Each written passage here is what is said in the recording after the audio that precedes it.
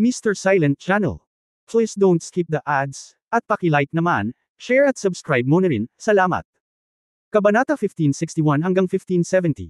1561. Days later. Donghui City is located in the middle of the Bichuan faction and the Donghuang faction, on the largest independent island.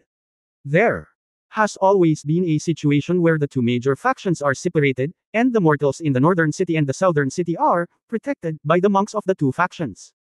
It is said to be shelter, but it is nothing more than doing miscellaneous things for the monks, and every household on a regular basis must donate some materials in exchange for the right to live here.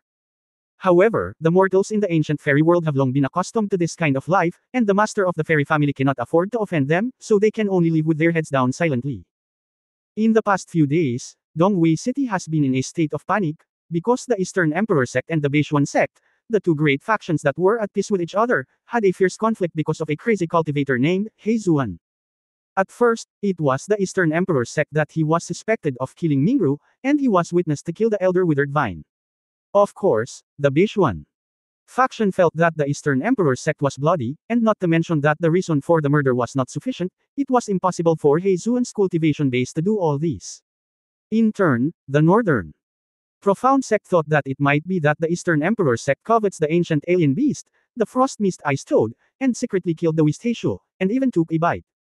More importantly, the people of the Bichuan faction were also said to have died at the hands of the Wisht Heishu.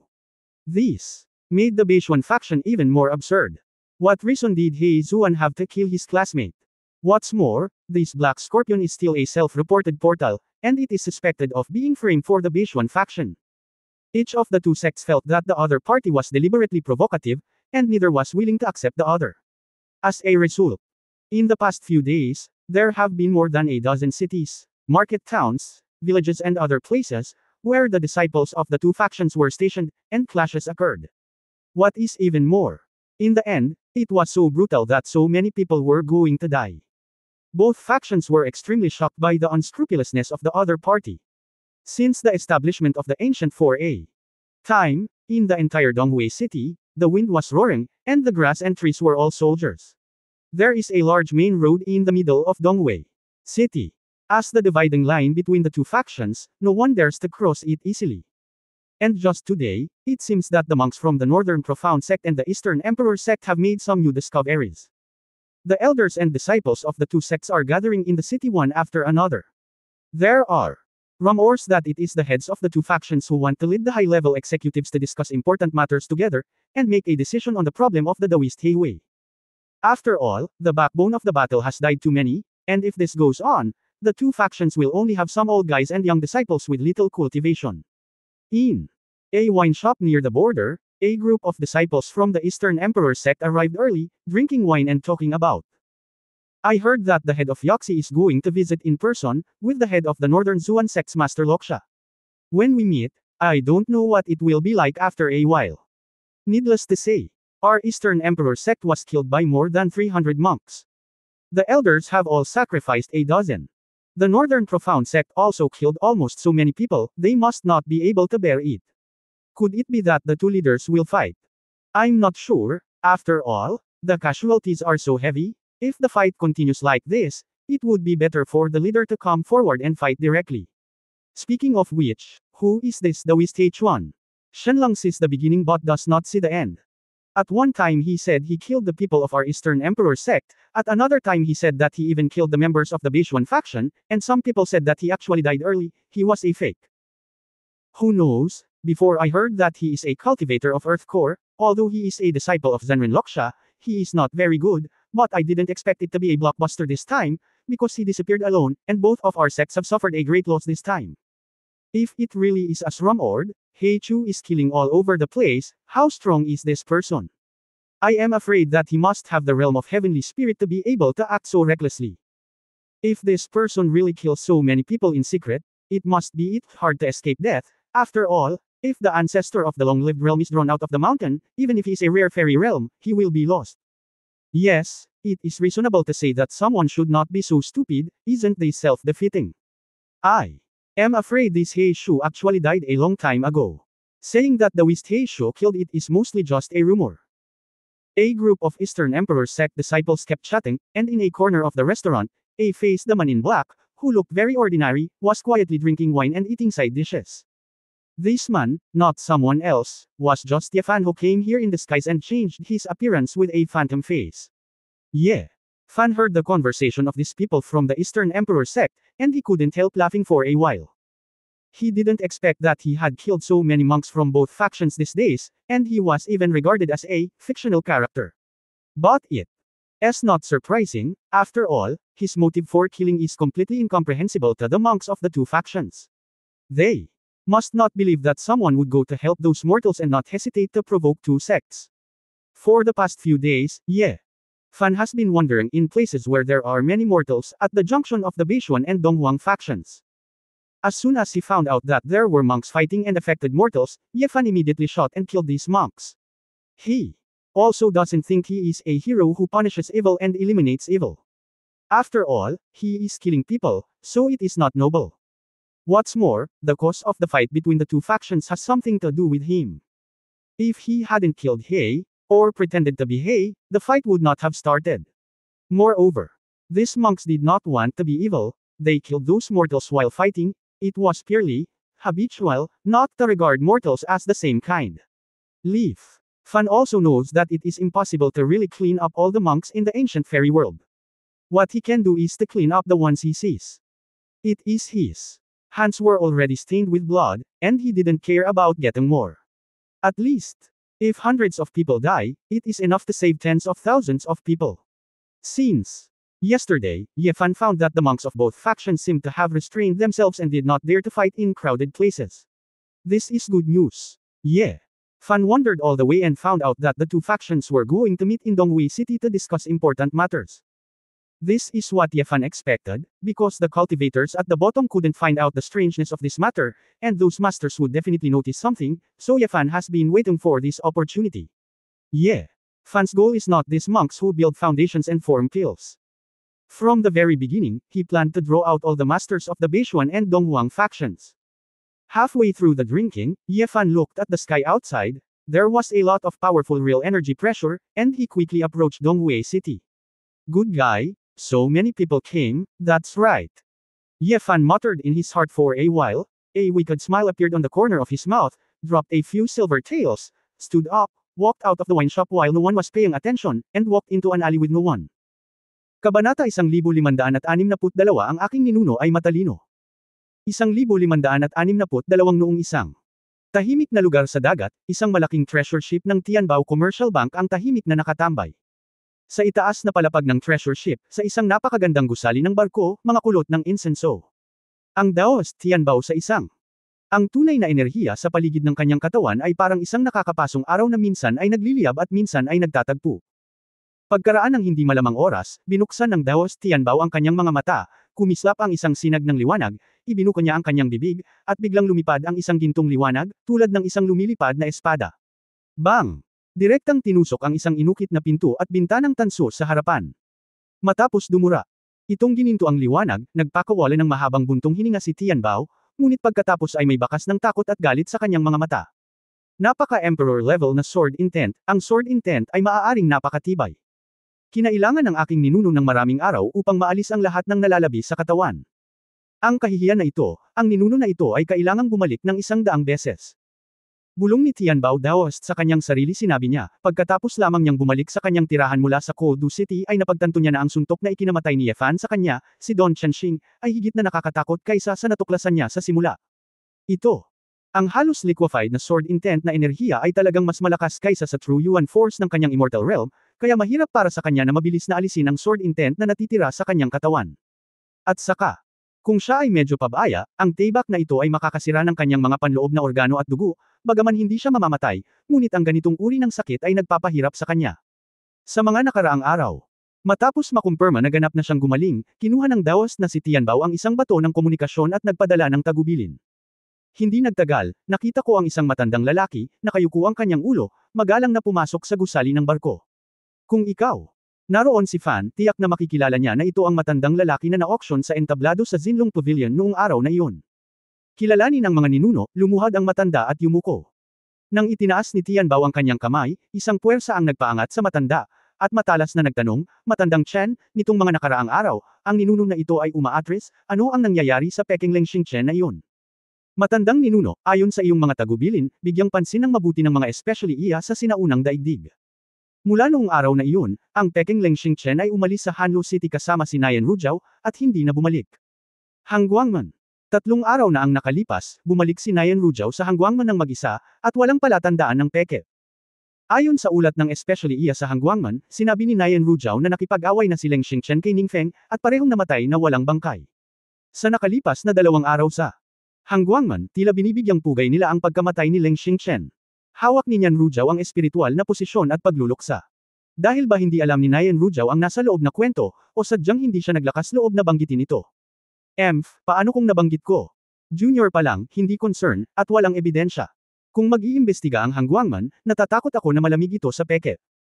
Mas maiinis si Xing Chen, kung wala pa, marami na siyang nalinlang na magagandang bagay mula kay Hangguangman, nginis siya ng ninuno ni Tianbao. Shen Lao. Paulit-ulit na tumango, at pagkatapos ay nagsabi, nalaman ng kontrabida na walang baka si Lengxing Chen, at naalala ang sinabi ng ninuno, ang taong ito ay may magic tool para itago ang kanyang aura cultivation base at baguhin ang kanyang hitsura, kaya nahulaan niya kung nagtatago ba siya o hindi. Bumangon ako. Ngunit sa loob ng nakalipas na mga araw, isang disipulo ng orihinal na sekta ng Beishuan na nawala, ang Daoist Haishuan, ay biglang nag-ambala sa sitwasyon ng Eastern Emperor Sect at ng Beishuan Sect. Sa una, inaangkin nila na pinatay siya ng Daoist na si He Quan. Ang mga tao mula sa Eastern Emperor Sect, tulad ni Nakuteng at Ming Rui, at nang maglaon ay ang Daoist na si He Chu na ito ay pinatay kung saan-saan. Sa nakalipas na ilang araw, nakapatay sila ng mahigit 600 monghe mula sa Eastern Emperor Sect at Northern Zuan Sect, kabilang ang 3 spiritual practitioner. Ang matanda. Nagdududa ang kontrabida kung ang Daoist na si He Chu na ito ay. Huwag kang magduda. Si Ancestor Tianbao ay nagpakita ng interes sa kanyang mga mata, ngumisi ng masama at sinabing may kaakit-akit ng ngiti, itong anak, siya ang mapahamak na masamang hayop. Pinatay ang lantang baging. Itong batang ito ay sadyang pinukaw ang relasyon ni Beishuan at Dong Huang. Parang pinaghandaan. Kung ako, alam ito, hindi ito papansinin ng ninunong ito at hahayaan siya at si Dong Huang. Ang emperador at ang pangkat ng Beishuan ay unang nakikipaglaban. Kumunot ang noo ni Chen Lao at nalilitong sinabi, Ancestor, bakit ginagawa ng taong ito ang ganitong uri ng pagpatay? Hindi ba siya natatakot na matapos matuklasan ng mga amo ng 2 paksayon, lahat ba sila ay humahabol sa kanya? Kahit gaano pa siya kalakas, hindi niya kayang talunin ang 2 matagal ng ninuno, sina Zuan Hai at Tai Kang. Ang mga mata ni Ancestor Tianbao ay kumikislap at nagsabi, sa ngayon, hindi ko alam kung ano ang kanyang layunin, ngunit ito ay dapat na kumikita. Ganyan ito. Pinatay niya ang mga tao noon, kinuha niya ang mga bag ng imbakan ng mga monghe na iyon. Tingnan mo, ang anak na ito ay malamang na magnakaw ng mga kayamanan sa lahat ng dako. Gayunpaman, isang magandang bagay para sa kanya na galitin ang Northern Profound Sect at ang Eastern Emperor Sect sa ganitong paraan. Kung ang 2 matandang lalaki na sina Tai Kang at Zuan Hai ay bumaril, hindi ako sigurado, mahuhulog sila sa kanyang mga kamay. Magiging sorpresa iyon. Iniisip ang espada ni Ye Fan na pumatay sa kanya sa simula, si Tianbao ay ganoon pa rin. Mayroon akong nagtatagal na mga takot. Buti na lang. Mayroon siyang mga Hanyuan gold ingots, kung hindi ay maaaring hindi siya makatakas. Gayunpaman, sa karanasan, hindi na mapapahiya si Tianbao kapag kaharap niya si Ye Fan sa susunod. Hindi niya mabibigyan ng isa pang pagkakataon si Ye Fan na mapalapit sa kanya, at tiyak na ipapakita niya ang kanyang tunay na lakas sa lalong madaling panahon. Matalino si Old Ancestor, narito ang mga especially iya para iulat na ngayon, dadalhin ni Master Loksha at Daoist Yaxi ang lahat ng mga master upang magkita sa Donghui City. Natatakot ako na hindi ito isang labanan, o ito ay isang magkasanib na pagsisikap na harapin itong Daoist Haixi, sabi ni Chen Lao. Ninuno Tianbao. Nakangiting sabi ng matandang Chen, Old Ancestor, nalaman namin na nasa Donghui City talaga siya. Tahimik na nilock ng aming mga especially iya ang kanyang posisyon. Ninuno Tianbao. Ninuno, dapat ba nating ihayag ang mga gawain ng bata sa 2 paksayon, humiram ng kutsilyo para pumatay ng mga tao, at alisin ang batang ito? Tanong ni Chen Lao. Ikanaway ni Ancestor Tianbao ang kanyang kamay at sinabi, matandang Chen, nagmamadali ka. Ang batang ito ay humihila ng mga tao mula sa 2 paksayon ngayon, nakapakipakinabang sa atin. Mga tao. Ang ninunong ito ay dapat patayin, ngunit hindi ngayon. Ngayon ang ninunong ito ay higit na nag-aalala tungkol sa sagradong relic na malapit ng ipanganak. Kapag ang sagradong bagay na ito ay nakuha, ang ninuno na ito ay mangibabaw sa sinaunang mundo ng mga engkanto at magiging ang tanging kaharian ng pag-agaw sa langit, at may malaking pagkakataon. Pass. Ang aking order, lahat ng mga eksperto mula sa Tianbao firm ay magtitipon sa lalong madaling panahon. Dahil imposibleng mapuko ang labanan sa pagitan ng Hangguangman at Feng Linhai ng maaga, pagkatapos ay hintayin silang lumaban at lumaban hanggang kamatayan, at pilit nating aagawin ang kayamanan sa gilid. Oo.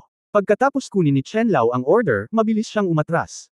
Kabanata 1563 Tagapagtaguyod. 1563.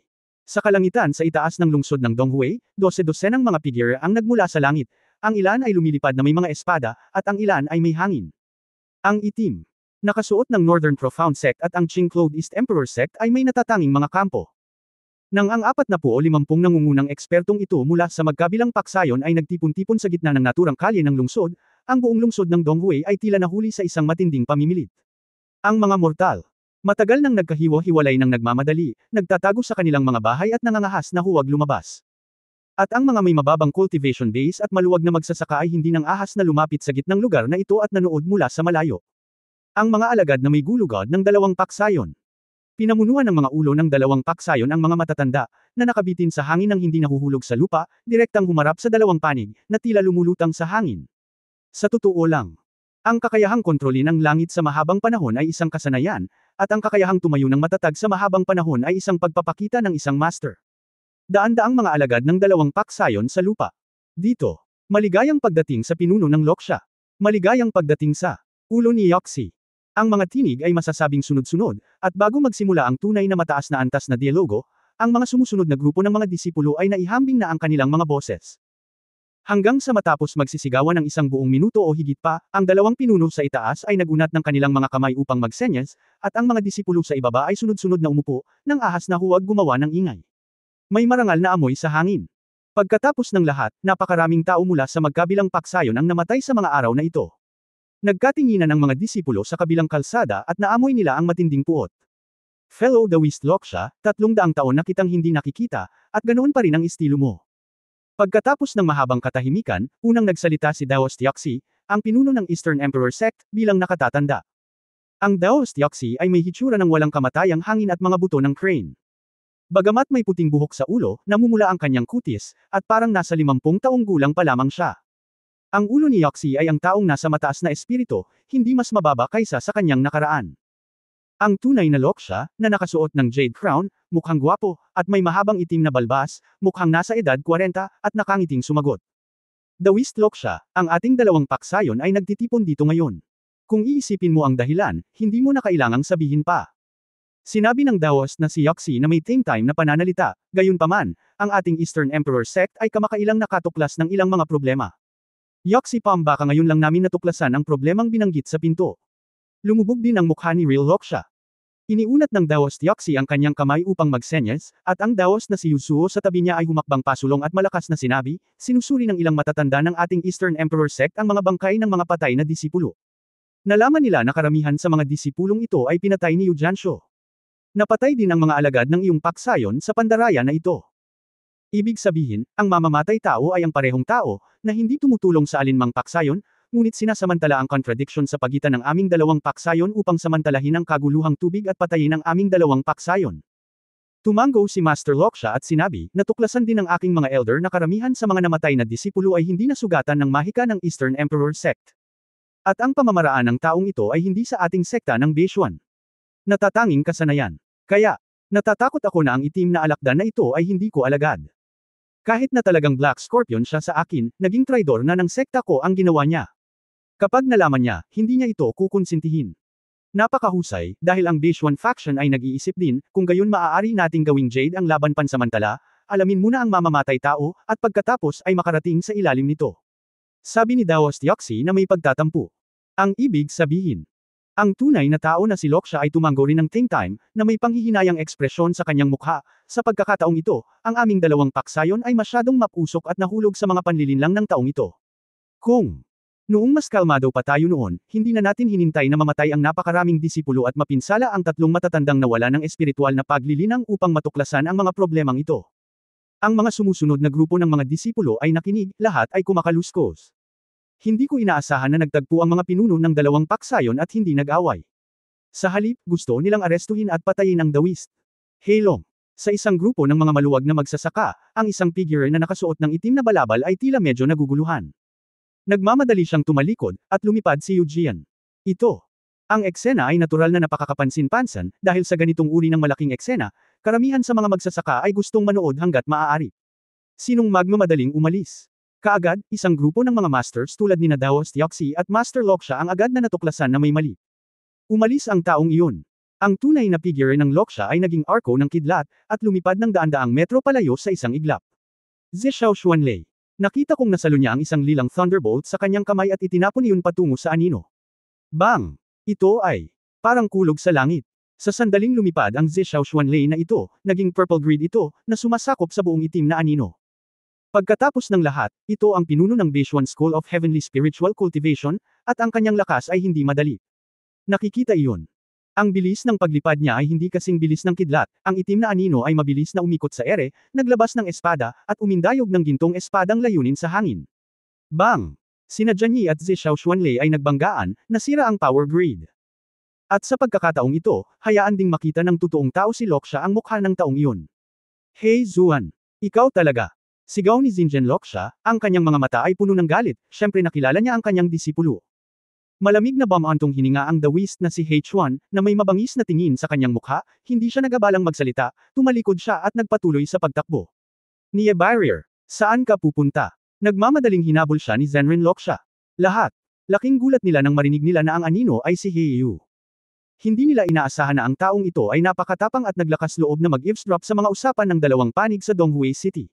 Pero, sa pagkakataong ito ay nagmamadali akong tumakas na medyo nakakagulat sa lahat pero posible rin na natakot ako at tumakas ng ganito. Kung tutuusin. Kung nagsimulang maghanap ang mga tao mula sa magkabilang paksayon, maaaring hindi siya makatakas. Hindi mahalaga. Ano ang dahilan? Sa sandaling ito, sinabi ni Master Loksha na ang taong ito ay si He, at ang taong ito ay maaaring talagang harangan itong Zishao Xuanlei, na sapat na upang patunayan na ang taong ito ay ang mamamatay tao na si He. Walang duda. Ang masamang magnanakaw na si He Zu. Huwag mo nang isipin ang pagtakas. Lahat ng taga-Eastern Emperor sect ay nakikinig sa aking mga utos at pumunta para arestuhin si He Zu. Daoist. Kinamumuhian ni Yoxi ang itim na tinik na ito hanggang sa kaibuturan. Pinatay ang mga tao. Kapag ang mga tao mula sa Beishuan nakita ng pangkat na hinahabol sila ng sect master, syempre kailangan nilang sundan. Sa ilang sandali, agresibong umatake ang 12-dosenang eksperto mula sa Northern Profound Sect at Spirit Sculpting Realm ng Eastern Emperor Sect. Sa kalangitan, maraming lumilipad na mga espada, kulog, at hangin ni Yimo, na nagmamadali patungo sa itim na alakdan, na nagtitina sa kalangitan sa isang kakaibang lugar. Daoist He. Nagmamadaling tumakas si Chu, ngunit habang tumatakas, kinailangan niyang tumalikod upang harangan ang ilang hindi matatakasan na pag-atake gamit ang sword intent, at tila mahuhuli siya anumang oras. Sa mata ng maraming magsasaka sa Donghui City, ang itim na alakdan na ito ay tiyak na mamamatay ngayon.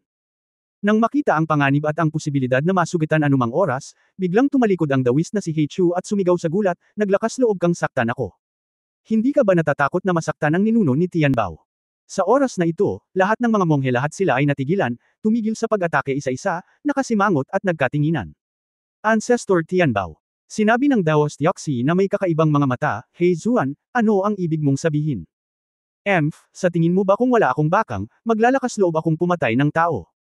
Si Yefan, na nagpanggap na bilang isang itim na alakdan, ay mayabang na kinuha ang itim na komunikasyong bato na may simbolo ng gintong ingat sa kanyang mukha, tumingin sa mga tao ng dalawang paksayon na ito nang may paghamak, at sinabing, kailangan ko lang ng mensahe mula sa akin. May ipapadala kaagad si Tianbao Patriarch.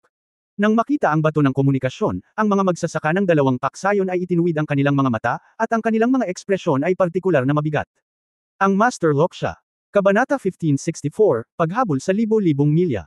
1564. Nagpakita ng pagmamataas si Yefan, sino ang pinapagalitan mo? Huwag mong isipin na ikaw ang pinuno ng pangkat ng Beishuan, nakakamangha. Sa harap ng ating mga ninuno ng Tianbao, kayong mga tao ay mga langgam lang. Isang taksil na niloloko ang kanyang amo at sinisira ang kanyang mga ninuno. Namiss ko talaga ang punto. Noong sinanay kita ng husto, ikaw. Paano mo magagawa ang bagay na ikinagagalit ng mga tao at Diyos? Galit na galit si Xinjian Loksha kaya nagdilim ang kanyang mukha. Hey Zuan. Bakit mo gustong patayin ang aking mga nakatatandang lantang baging? Ang ating Eastern Emperor sect ay walang hinaing o awayan sa iyo, bakit ba? Ang Daoist na si Yuzuo ay humakbang at nagtanong sa oras na ito. Ngumisi si Yefan, hiningi iyon ng matandang iyon ng mag-isa. Inimbestigahan niya ang bagay tungkol kay Mingru at nakita ko ito sa aking ulo. Dahil hindi niya ito maalis, natural na kailangan niya itong patayin. Sure enough. Ang apo ko sa tuhod na si Mingru ay pinatay mo rin.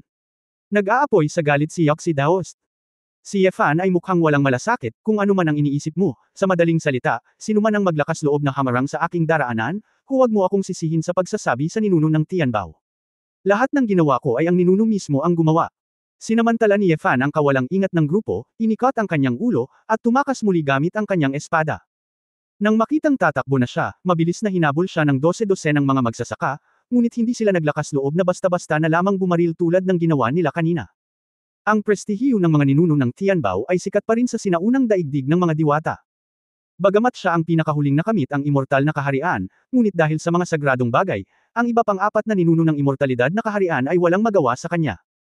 Habang hinahabol ang The Whist Heichu na lumilipad sa harapan, nag-uusap sina Master Loksha at The Whist Yoxi sa pamamagitan ng voice transmission. Master Loksha, hindi mo ba aalisin ang portal? Tanong ni Daost Yoxi. Ang anak na ito ay sumilong sa Tianbao Trading Company at pinatay ang kanyang kapwa sekta, natural na hindi mapapatawad. Gayunpaman, nagtataka ako, bakit niya ginawa ang lahat ng ito?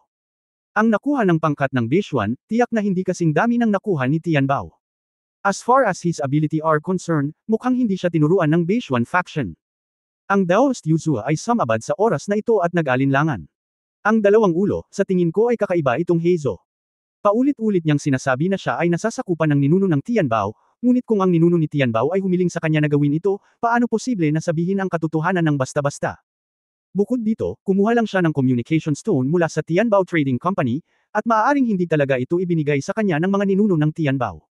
Baka hinablot niya kung saan. Walang garantiya, sinusubukan ba niyang gamitin ang Tianbao firm para takutin ako, o sadyang lumikha ng conflict sa pagitan ng Tianbao firm at ng aming dalawang paksayon. Kapag ang narinig ito ng dalawang ulo at ilang matatanda, nadama nilang lahat na ito ay napakamakatwiran, at tumanggo bilang pagsang-ayon. Oo, ang sinabi ni Junior Brother Yuzuo ay totoong-totoo, huwag nating gawin ang paraan ng batang ito. Hulihin siya at ibalik para sa isang magandang interogasyon. Kahit na ito ay talagang gawain ng mga ninuno ng Tianbao, mayroon kaming dalawang pioneer na ninuno upang suportahan kami, at hindi kami natatakot sa negosyo ng Tianbao. Taosta. Nagdesisyon si Yoxi, puno ng galit ang buong katawan niya. Tai Chi, Zunfeng Godwing. Ang turquoise true essence unfolded into a pair of big wings of light, Daoist Yoxi biglang bumilis, at sa isang kisap mata, itinapon niya ang iba pang mga monghe, pinaliit ang distansya kay Yefan. Ang nakita rin ito ng ibang monghe ng Eastern Emperor Sect. Gamit ang spell na ito, isa-isa, tulad ng mga lumilipad na agila na may mga pakpak na tumutubo mula sa kanilang mga likod, sila ay tumawid sa dagat, na banibilisan ang kanilang pagtugis. Ang mga monghe ng Northern Profound Sect ay natural na ayaw mawalan ng mukha. Sa oras na ito, ang kasalukuyang arko, parang may kumikidlat sa kanila. Tumatakbo si Thunder. Sunod-sunod, ang mga master ng Northern Profound Sect sa kaharian na humuhubog sa espiritu ay humakbang sa hangin, tulad ng mga bahid ng kidlat na hugis tao, at mabilis na hinabol sila. Alam ni Yefan na susundan siya ng mga ito, kaya pinanatili niya ang estado ng double disintegration. Nang makita silang bumibilis, direkta silang nagpatawag ng libu-libong lumilipad na mga espada. Dragon Scale Sword Wing. Ang dalawang malalaking pakpak ng espada ay biglang bumukas, at sila ay hamampos ng marahas, na nagpalabas ng dalawang walang kapantay na pagbagso ng layunin ng espada. Mag-ingat ka. Ang isang grupo ng mga cultivator tulad ni Yoxi at Loksha ay natigilan nang makita nila ang libu-libong lumilipad na mga espada, at nang mapansin nila ang malakas na layunin ng espada na hinaluan ng malakas na hangin, lahat sila ay nagulat. Isang grupo ng mga cultivator ang nagmamadaling inilipat ang kanilang mga depensang true essence, umiwas, at nabangga pa ang ilang matatanda. Sinamantala rin ni Yefan ang grupo ng mga tao para bumagal at muling binuksan ang distansya. Sa pagkakataong ito, ang mga monghe ng dalawang paksayon ay hindi nang ahas na humabol ng malapit, at nagkalat ng marami, sa takot na mahuli. Sa estado ng Dragon Scale Sword Wing, hindi nag-aalala si Yefan na maabyutan siya. Sa halip, kailangan niyang magdahan-dahan ng kaunti, kung hindi, mawawala ang mga taong ito. Napakalakas ng layunin ng espada. Ito ba ay isang makalangit na layunin ng espada? Mukhang nagulat si Daoist Yoxi. Para sa karamihan ng mga cultivator, ang Emperor-level sword intent ay umiiral lamang at ito ay maalamat, kaya kahit na makatagpo sila ng napakalakas na sword intent, hindi nila iisipin ang Emperor-level na sword intent, ngunit iisipin lamang na ito ay isang partikular na makapangyarihang Heaven-level na sword intent. Nagkaroon ng pagsabog ng inis sa mga mata ni Master Loksha. Hindi niya inaasahan na nang hindi niya nalalaman, ang disipulong ito na si Heizuan ay nagkaroon ng ganoong kasanayan. Hindi nakakagulat na naglakas loob siyang ipagkanulo ang sekta ng mayabang. Bagaman hindi ko alam kung saan nanggaling ang masamang harang na ito, natatakot ako na ang lakas niya ay mas mataas na kaysa sa akin. Mula sa sword intent kanina lang, parang kahit na hindi niya kayang maging isang kaaway, gusto namin siyang arestuhin. Sobrang labor-intensive din ito, at maaaring magdulot ng matinding casualty. Sinuri ng Daoist Yuzuo. Pagkatapos mag-isip ng ilang sandali sa mga mata ni Loksha, sinabi niya, kung talagang hahanapin ng anak na ito ang ninuno ni Tianbao, natatakot ako na hindi natin siya matutulungan.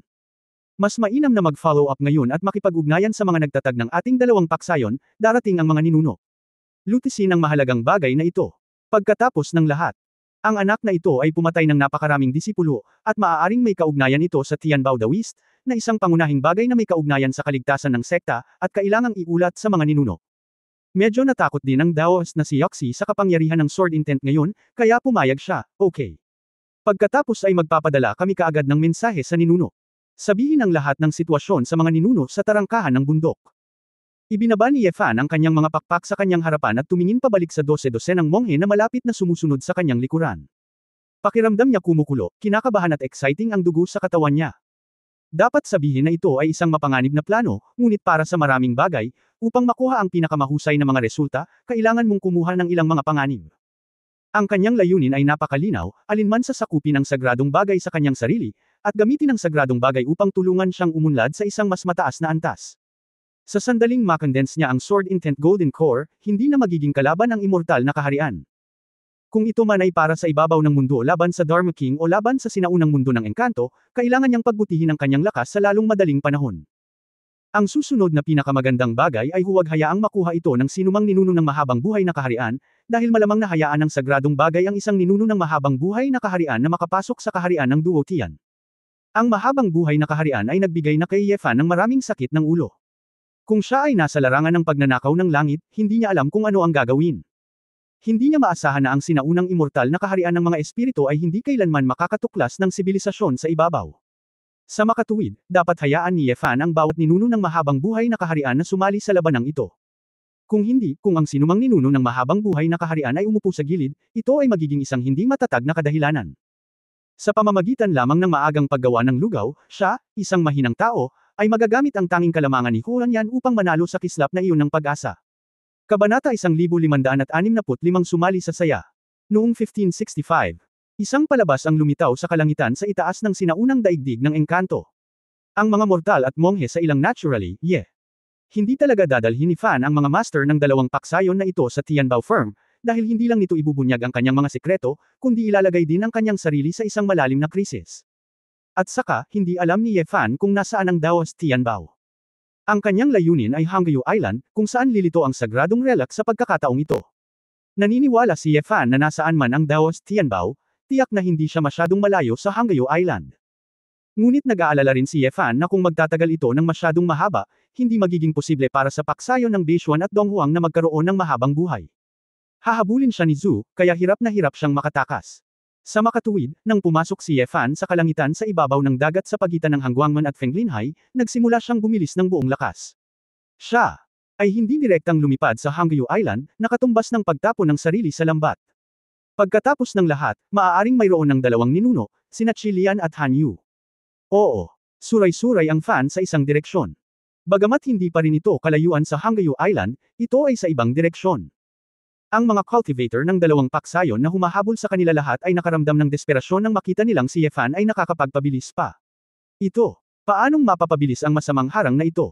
Kinabahan na si Zenrin Loksha, at ang bilis na ito ay umabot na sa limitasyon. Namanhid din ang anit ni Daoist Yoxi at ng iba pa, hindi ba niya ginamit ang lahat ng lakas niya para makatakas? Ang kanilang mga boses, napanood na nila ang figure ni Yefan at nawala. Oops! Nawala ko ito. Galit na bamantong hininga ang Daoist Yoxi, paano ito magiging maganda? Senior brother, huwag kang magmadali, kahit na mawala ang itim na alakdan na ito, dahil wala siyang kinalaman sa Tianbao Trading Co. Limited. Maaari nating hintayin ang mga ninuno na dumating at pumunta sa Daoist Tianbao para sa pagpapatunay. Mungkahi ng Daoist Yuzuo. Tumanggaw din ang Master Loksha at sinabing, oo, ang kontrabida na ito ay talagang may hawak na bato ng komunikasyon ng Tianbao Trading Company. Kahit siniraan niya ang ninuno ni Tianbao, tiyak na wala siyang kinalaman sa Tianbao Trading Company.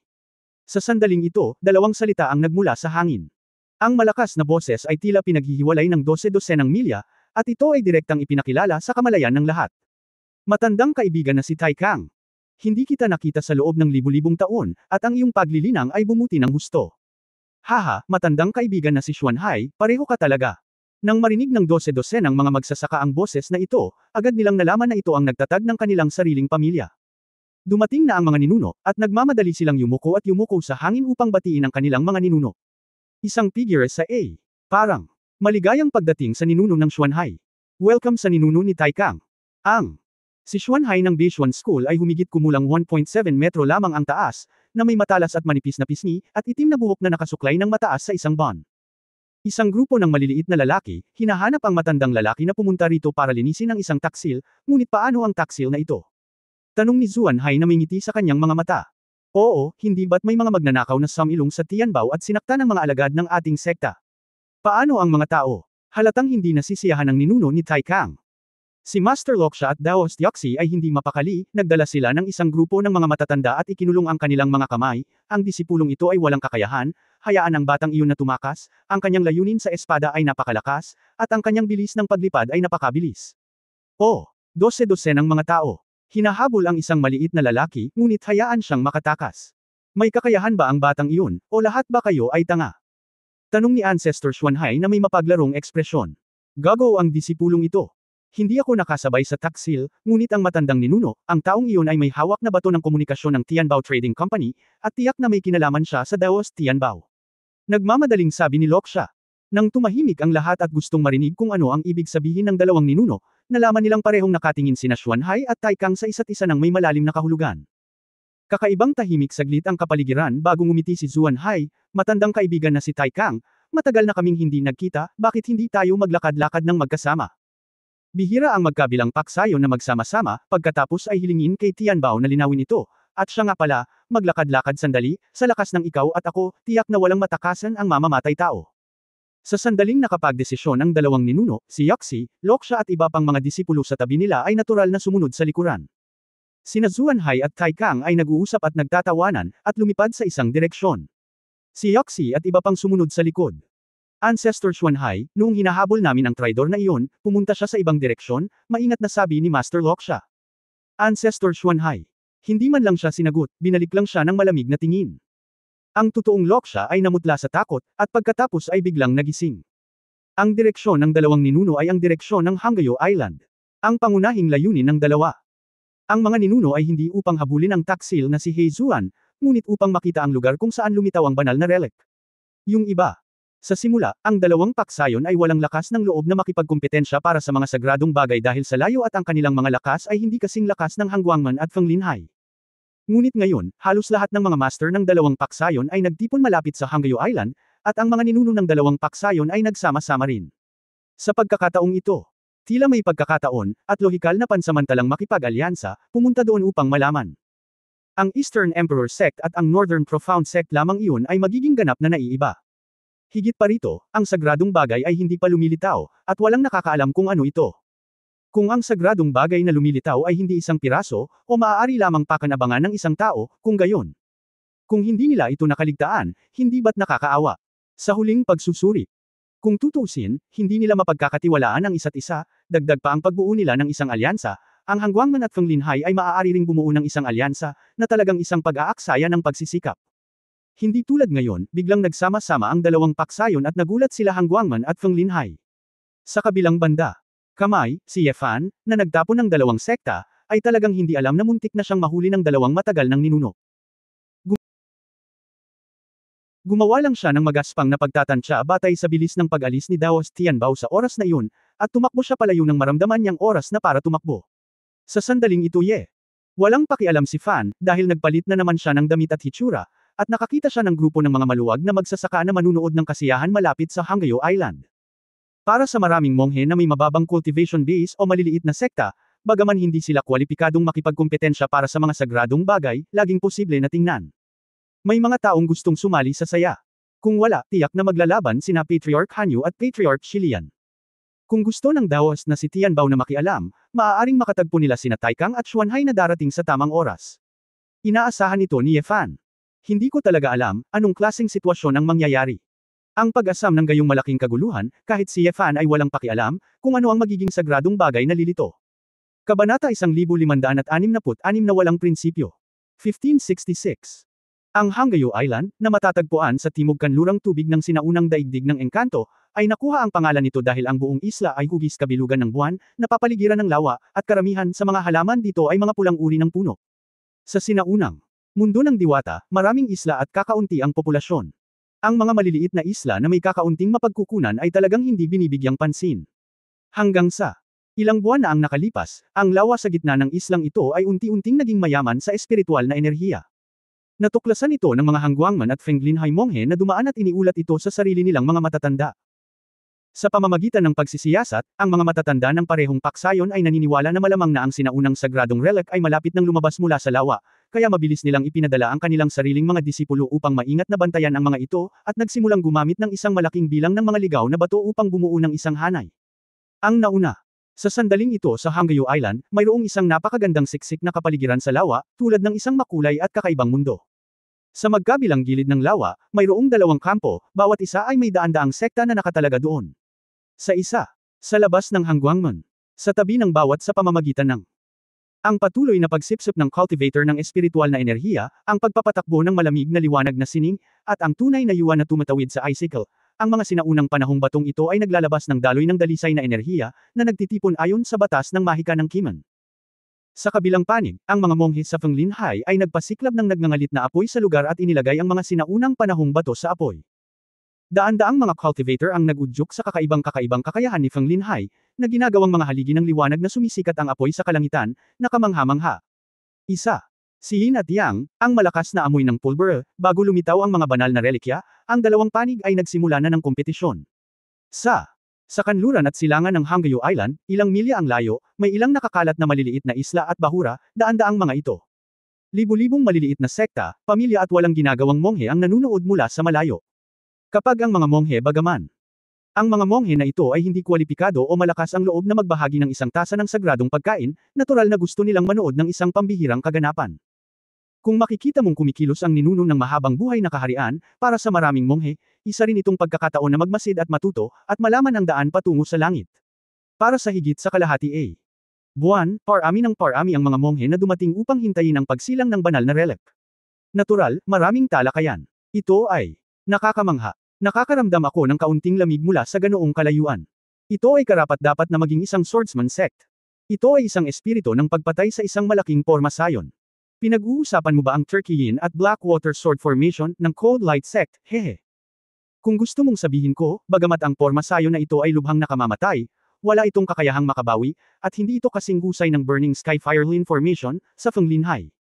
Bagamat kayang ibalik ng Wolin Formation na ito ang enerhiya, ito ay pagkatapos lamang ng pagsabog, at ang depensa ay karaniwan. Kung gusto mo talagang lumaban, ang Blackwater Sword Formation ay maaaring magkaroon ng opensa at depensa. Sinabi ng kapwa Dawis na ito na parang ikaw ay nakita ko ang dalawang mahusay na pormasayon na ito na naglalaban ng sarili kong mga mata, at sa tingin ko ang Wolin Formation na ito ay tiyak na manggaguna, pagkatapos ng lahat, hindi ito magtatagal upang labanan para sa banal na relic. Ang labanan sa pagitan ng mga ninuno ng mahabang buhay na kaharian ay hindi maaaring matapos basta-basta. Kung sasabihin ko na ang Blackwater Sword Formation ang mas nangingibabaw. Ilang monghe ang nakatayo sa isang maliit na isla ng bahura, na walang katapusang nagtatalo. Biglang may pumasok na ibang boses. Kung gusto mong sabihin ko, ang dalawang paksayon na ito ay sobrang mapagkumpetensya, maaari silang pagsamantalahan ng iba sa oras na iyon. Lumingon ang ilang monghe at nalaman na ito ay isang kakaibang batang monghe na nakaputi. Ano ang ibig sabihin ng taong ito na Daoist? Tanong ng isang monghe. Ang batang magsasaka ay ngumiti at sinabi, iniisip ko, bagaman ang mga ninuno ng dalawang sekta ay sinusuportahan ng isang mahusay na pormasayon, kung sila ay naubos, mayroon pa bang ibang mga ninuno sa mahabang buhay na kaharian na direktang papasok? Ganon ba sila ka-confident? Hindi ba lalapit ang ibang mga ninuno? Isang didang cultivator na may suot na brocade na damit ay masayang nagsabi, haha, itong munting Taoista, napakawalang muwang mo. Mahusay na pormasayon, ang mga ninuno ni Qi Lian at ang nakatatandang Han Yu. Ninuno, ang lakas ng labanan sa Hanggayo Island ay halos damobile. Kahit na narito ang mga ninuno ng Northern Profound Sect at Eastern Emperor Sect, imposibleng malimpasan nila ang sinumang elder kung hindi sila nag-set up ng isang formation ng maaga.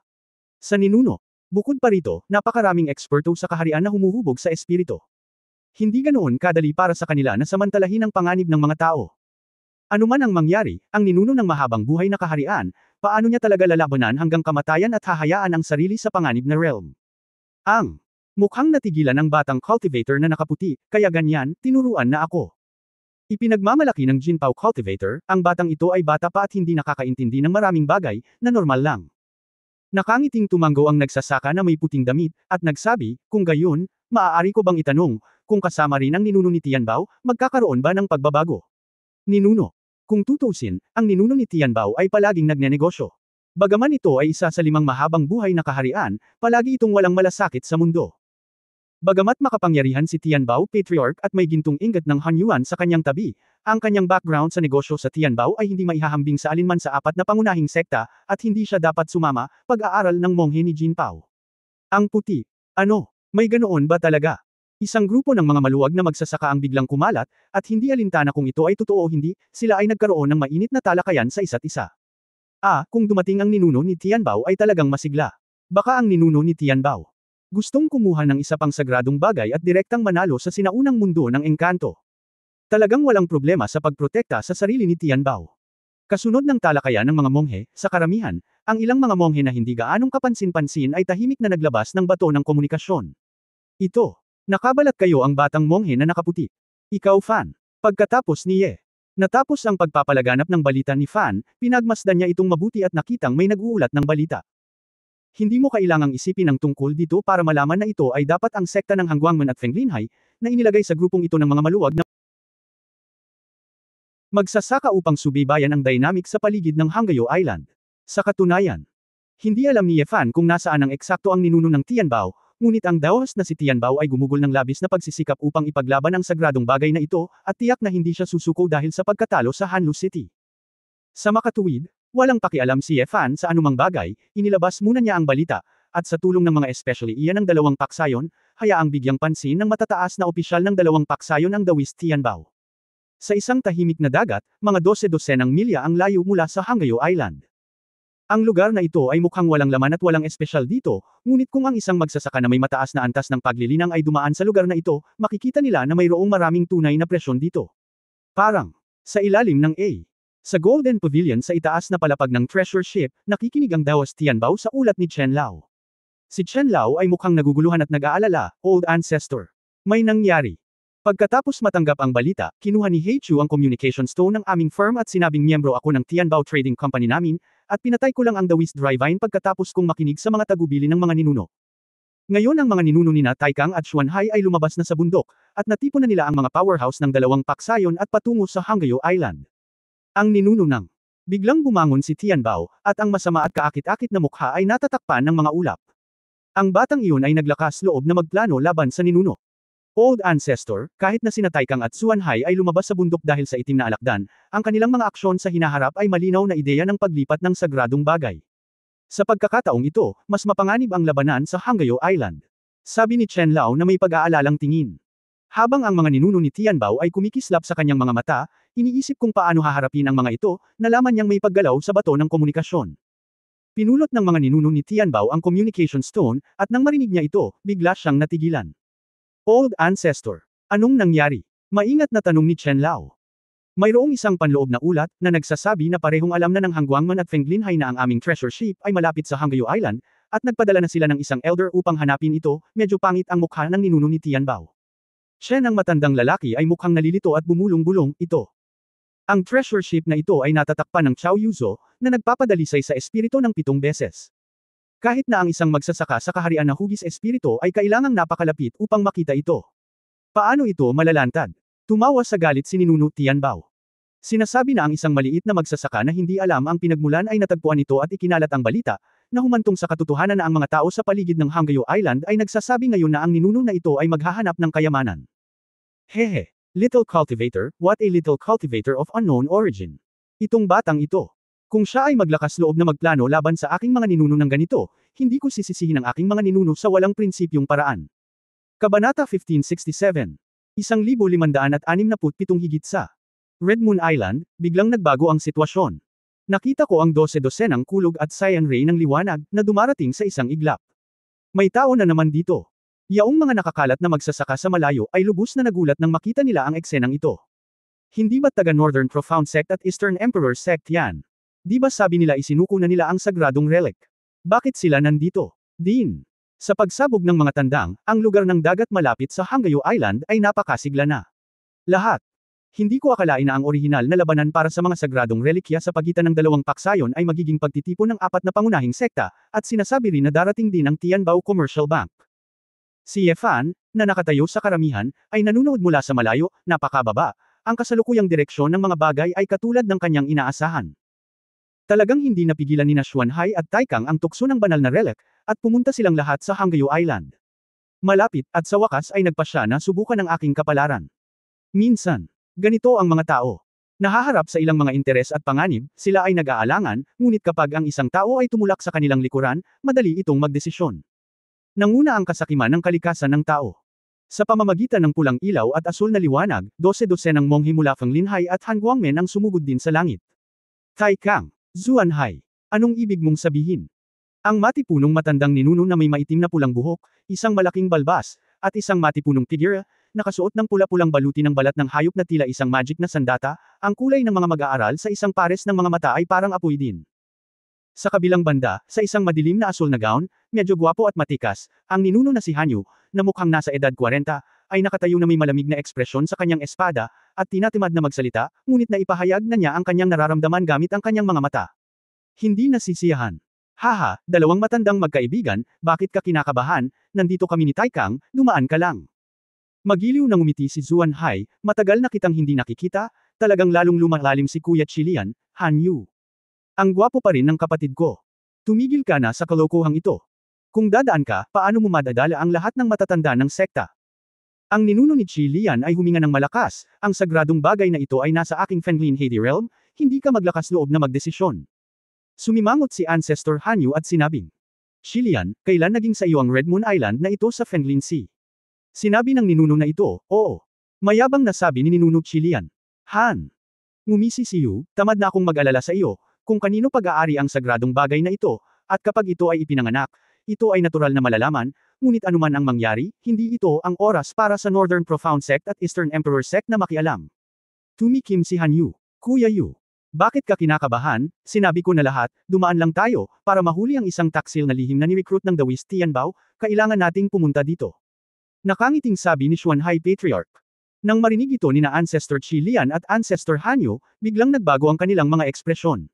Tianbao. Pumunta talaga siya dito. Kinaikit ni Hanyu ang kanyang mga mata. Sa oras, medyo nagulat sina Xuanhai Chang at Ancestor Taikang. Naghahanap lang talaga sila ng dahilan para pumunta para manood ng laban para sa sagradong relic at maghintay ng pagkakataon. Sa hindi inaasahan. Parang may sinabi talaga siya. Mahigpit na sinabi ni Ancestor Taikang, isang mabagsik na magnanakaw na nagngangalang Heichu ang pumatay sa daan-daang mga disipulo at tumakas patungo sa direksyong ito, na may hawak na bato ng komunikasyon ng Tianbao Trading. Na sinasabing tinuruan siya ng Daos Tianbao. Nabalitaan lang namin noon na si Tianbao ay nasa isang treasure boat at papunta rito, at nagpadala na siya ng mga tao upang maghanap. Parang, na nangyari talaga ito.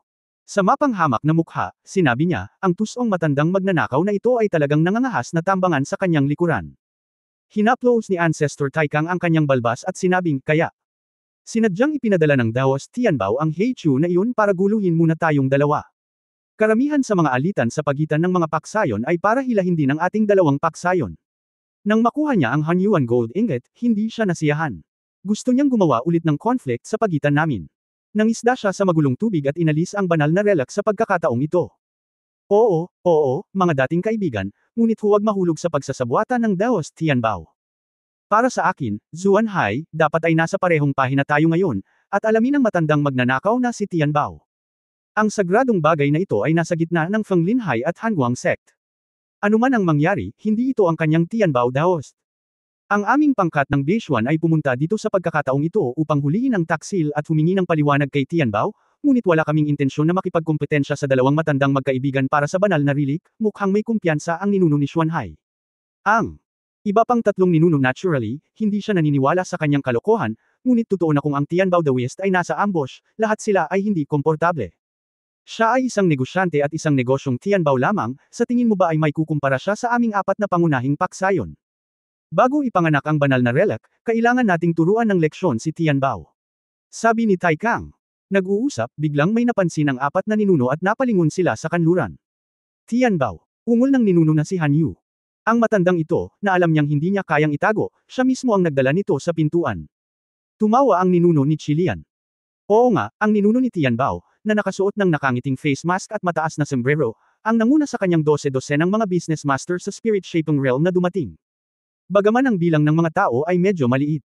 Ang apat na pangunahing sekta ay talagang napakapayat, ngunit hanggat nandyan ang ninuno ng Tianbao, ito ay isang puwersa na hindi maaaring maliitin. Oo. Gumagala si Fan sa gitna ng mga tao, at nang makita niya ang eksenang ito, may biglang pagdududa sa kanyang mga mata. Bagamat hinihiling niya na ang mga ninuno ng 5 mahabang buhay na kaharian ay lumaban ng maaga, ngunit ang pag-unlad ng bagay na ito ay medyo masyadong mabilis. Ito. May katwiran na ang mga hindi pagkakaunawaan ay dapat lamang lumitaw pagkatapos maipanganak ang mga banal na labi. Bakit hindi lumabas si Tianbao?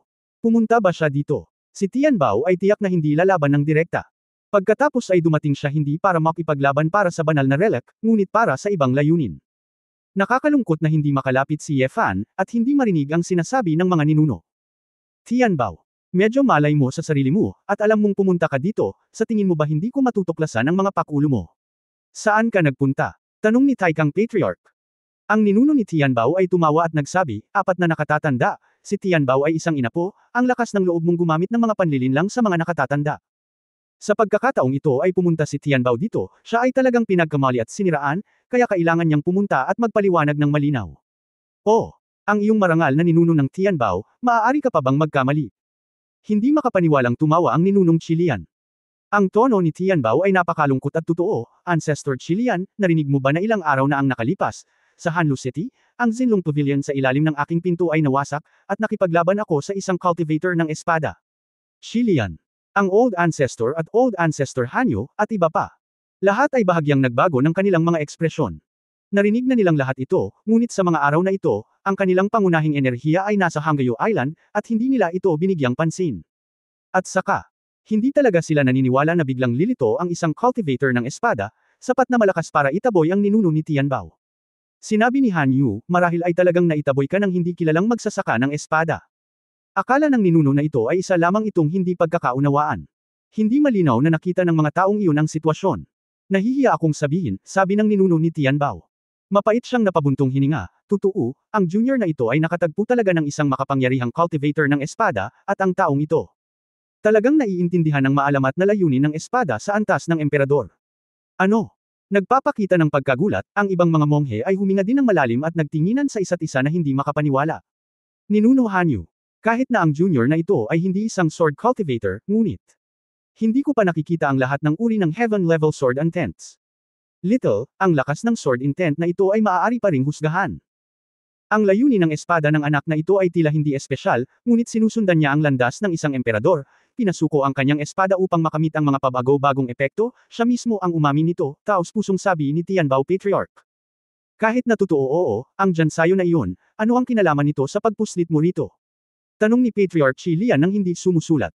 Si Master Loksha, Daoist Yoxi, Daoist Yuzua, at iba pa. Ay biglang may naisip. Pag-aayos ng espada. Emperor level sword intent. Hey Chu.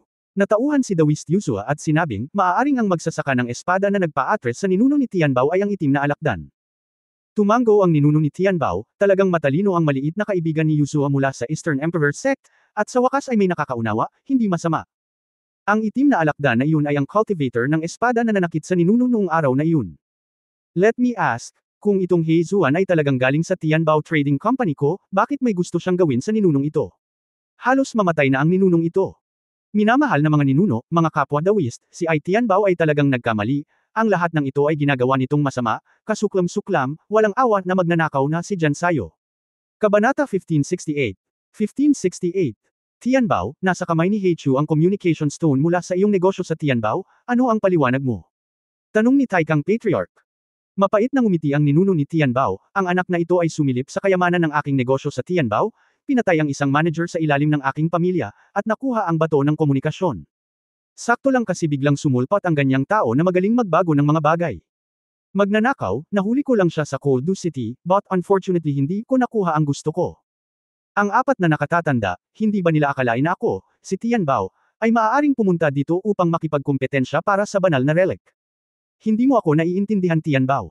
I came here only because malaki ang posibilidad na biglang lumabas ang bata dito at lalapit para titigan ito ng maaga. Kung ito ay talagang mula sa aking negosyo sa Tianbao, bakit kailangan kong espesyal na tumawag para sa mga tao na hintayin na lumitaw siya malapit dito? Keke, may ebidensya ka ba na magpapatunay sa sinabi mo? Naiinis na sabi ng ninuno ni Chi Lian. Si Tianbao ay napakamatuwid at kahanga-hanga, ako, si Tianbao, natural na hindi bubuksan ang aking bibig, dahil naglakas loob akong pumunta rito, syempre may dahilan. Pagkatapos sabihin iyon, tumingin si Tianbao sa gilid ni Hanyu Patriarch. Ancestor Hanyu, alam mo ba kung saan napunta ang mga nakaw na salamin ng hangguangman mo? Kumunot ang noo ni Hanyu, bakit mo tinatanong? Ang dahilan kung bakit maaaring saktan ako ng kontrabida na iyon sa Hanlu City noong araw na iyon ay dahil hindi ko inaasahan na nasa kamay niya ang iyong salamin na nakakabasag ng araw. Sabi ni Tianbao. Ano? Natigilan si Hanyu, sinabi mo na siya ay mula sa aming Hanguang sect. Paano ito posible? Ngumiti si Tianbao at ikanaway ang kanyang kamay, Ancestor Hanyu, huwag kang mag-alala, nasa kanyang mga kamay ang magic weapon, ngunit maaaring hindi ito galing sa Hanguang sect mo, ang magnanakaw na iyon ay madaling magbago, itago ang kanyang cultivation, malamang nanalin lang niya ang magic weapon mula sa Hanguang sect mo. Ang ilan pang mga ninuno ay tumingin kay Siang Han na may kakaibang ekspresyon. Sa wakas naintindihan na nila kung bakit may nakapagtaboy kay Tianbao, sinasamantala pala nito ang pagnanakaw ng langit para palitan ang salamin ng araw. Han Hui. Halika. Direktang ipinadala ni Ancestor Hanyu ang kanyang boses sa pinuno ng isla, Han Hui. Hindi inaasahan ni Han Hui na siya ay papangalanang umakyat, at hindi niya maiwasang kunin ang kanyang espada sa isang posisyon na bahagyang mas mababa kaysa sa mga ninuno, at magalang na yumuko ang kanyang mga kamay, Disciple Han Hui, nakita ko na ang lahat ng mga ninuno. Han Hui, nagnanakaw ng langit at nagpapalit ng salamin sa araw, nasa kamay mo na ba ito ngayon? Tanong ni Han Yu. Mukhang nagulat si Han Hui, kumurap, at nagsabi, ang mahiwagang sandata na ito ay kinuha ni Leng Xingchen ilang araw lang ang nakalipas. Leng Xingchen. Sumimangot si Han Yu at walang sinabi. Ito ba ang pinakamatandang young master ng pamilya Leng? Pagkatapos ay hilingin sa kanya na lumabas at magtanong, para malaman mo. Nakangiting sabi ni Ancestor Xuanhai. Sinabi ni Han Hui nang may panghihinayang, maaaring hindi alam ng ilang ninuno, si Leng Xingchen ay ipinagkanulo ng kanyang matuwid na kapatid na si Ning Feng, isang hamak, at sa kasamaang palad ay namatay kasama si Ning Feng. Ito ang nangyari nitong mga nakaraang araw. Ang mga ninuno ni Xuanhai at Taikang ay lahat ay kainahinala. Napakalungkot na sinabi ni Ancestor Tianbao, Head of Han Hui, wala na ang namatay, kaya huwag kang masyadong malungkot. Pero dahil wala na si Leng Xingchen, bakit nandoon pa rin siya? Medyo nalilito si Han Hui, kung bakit patuloy akong nagtatanong tungkol sa mahiwagang sandata na ito, ngunit kailangan kong sumagot ng totoo, nasa Hanggayo Island ako nitong mga nakaraang araw, at hindi pa ako nagtanong tungkol sa mga labi ni Leng Xingchen, ngunit sa palagay ko ito ay dapat nasa kamay ng kanyang asawang si Nian Rujiao. Maaari ko bang hilingin kay Nian Rujiao na lumapit at magdala ng salamin na nagpapalit ng araw? Sinabi ni Tianbao Patriarch. Si Rujiao ay nagbabantay sa espiritu ng kanyang asawa, ito. Nag-alinlangan na tumingin si Han Hui, nakatingin sa kanyang ninuno na si Han Yu. Tumanggo si Han Yu, pumunta ka, tawagan ang babaeng Nian Jia at hilingin sa kanya na dalhin ang lahat ng relics ni Leng Xingchen. Nang marinig ang sinabi ng ninuno, nagmadaling kinuha ni Han Hui ang utos, at nagpadala ng mensahe sa mismong lugar upang ipaalam sa mga taong nasa pinto si Nian Rujiao. Ang Hangguangman ay hindi kalayuan sa Hanggayo Island, kaya hindi ito tumatagal ng maraming oras upang maghintay.